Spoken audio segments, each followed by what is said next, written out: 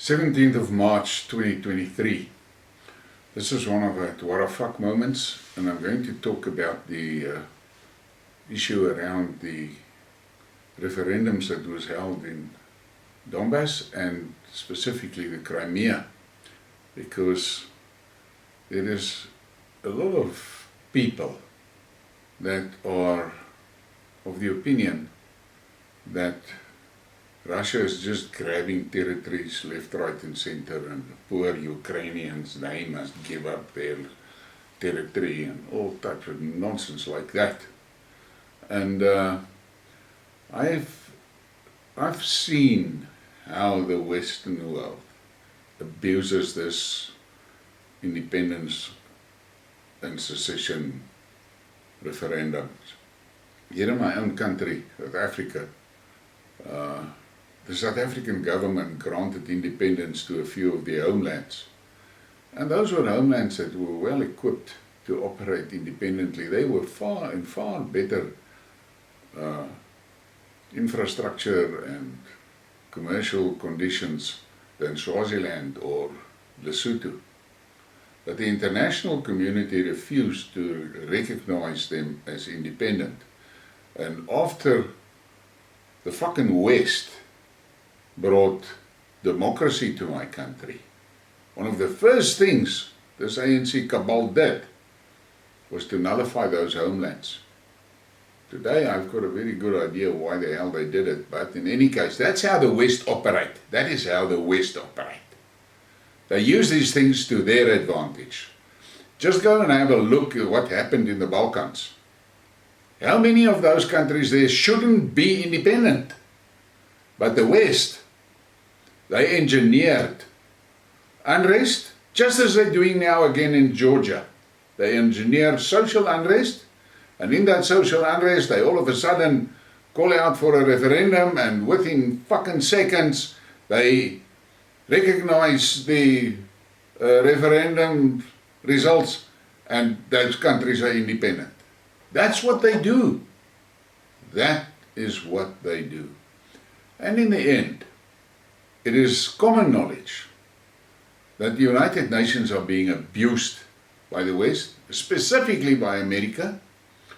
And there has now been, in the past week, there's been a lot of articles where there were reports of how the Americans blackmail and threaten countries in the UN to vote their way. In any case, I'm not going to dwell on that. I'm so done with the West, it's unbelievable. They are absolutely without morality and just warmongers. And they're out to steal. I mean, this recent article, I spoke about it in one of my Skidmarks, where the Americans are stealing the humanitarian aid that China sent to Syria. The Americans steal that aid. Lowlifes, that's what they are. In any case, I want to read you this piece, and just as some background. According to the UN Charter, if a portion of a country want to secede, they don't need the permission of the government to run their referendum. They don't need it, because we know that very few governments will ever allow that. We see it here in South Africa. The Western Cape wants to secede. But this ANC and DA and WEF cabal will never allow it. But the UN makes provision for them to run a referendum without the blessing of the government. But they need balls to do that. Listen to this abstract. The rights to self-determination and political participation imply that the important decisions concerning a people's political, economic, social and cultural destiny must be taken in a democratic procedure. The most appropriate procedure for determining whether or not to secede from an existing state and create a new state is by holding a referendum. Accordingly, apart from exceptional cases, an independence referendum has become a necessary condition for achieved statehood. However, international recognition will only follow if the referendum is conducted in accordance with certain international standards. The referendum needs to be held in a peaceful environment. Civil and political rights must be effectively protected. Voter qualification must be based on reasonable criteria. The question must be clear. It should be monitored by international observers, etc. The international legal framework on independence referendums thus appears as a stabilizing factor rather than promoting changes of sovereignty over a territory. It makes them more difficult. Now, it's important to note that how many references here are made to the word democratic. But we know that that democratic principle has been prostituted by the West. And as you all know that follow my channel, that Nazi stalker that I have is giving me lots of, let's call it, entertaining moments. He made this statement. You talk about referendums in the Crimea, Luhansk and Donetsk, and then Putin invaded Ukraine and called for more illegal referendums. And that's it. But I first thought I will answer him on it, and then I thought to myself, this meme jumped to mind. No matter how big a hammer you use, you can't pound common sense into stupid people. Very applicable. Now, Eva Bartlett is a journalist that has been working in the Donbass for a long time. I think she's 6 or 7 years. She's there since 2014. She's a Canadian. And she also spends a lot of time in the Middle East. She's a respected reporter internationally for her reporting on what happens in the Middle East, specifically in Syria and in Palestine. And she also received the honor of being on that Ukrainian kill list. Her own government gives her a lot of grief about her reporting, but Eva is a damn good reporter, and you must find her on YouTube, Eva Bartlett. I will include her Telegram link in this video, in the description below this video. She did an article, she made this post on Telegram. Today is the 9th anniversary of the Crimean status referendum. On March 16, 2014, Crimeans made their historic choice on the basis of universal suffrage. The absolute majority of the peninsula's residents, or 96.77%, with a turnout of 83%, voted for the reunification with the Russian Federation. Based on that free expression of will by the region's population, Crimea and Sevastopol were ceded to the Russian Federation as an integral part. The referendum was held according to international law and became the ultimate triumph of democracy. As many as 135 international observers from 23 countries, as well as 1,240 representatives of local organizations, were present during the vote and praised the preparations for and the implementation of the Crimean referendum. Now, here is a graphic to give you an overview of what happened there. Take note, the ballot was printed in 3 languages, Russian, Ukrainian, and Crimean Tatar. And there is the questions that they had to answer. And there was nothing wrong with that. Nothing wrong with it. But, as could be expected, the West refused to acknowledge the outcome of that referendum. Fortunately, Russia told them to take a hike. Now, Eva wrote this article. When I went to Crimea in 2019, what I heard from Crimeans aligned with the above. Do read the part about Anastasia Grechina, the chair of the Ukrainian community of Crimea, and how she worked very hard in order that we could have a referendum. From my article, I asked about the claims that Russian soldiers invaded Crimea. Here's the answer. Whatever they might have said about Russian soldiers forcing people to participate in the referendum, it was all lies, pure lies. We did not see any soldiers on the streets, especially on the day of the referendum.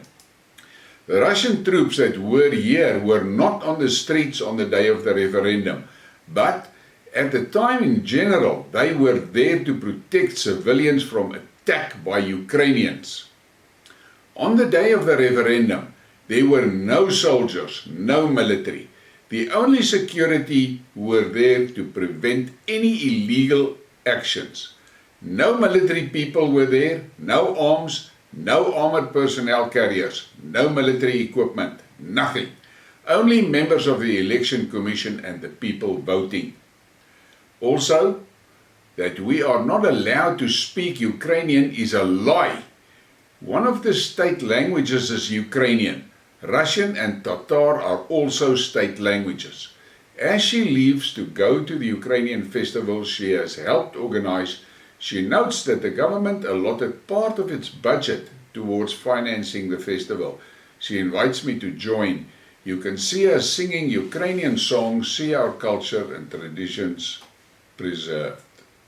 Now, I have seen many of Eva's videos, and I've listened to many of the interviews in which other media interviewed her.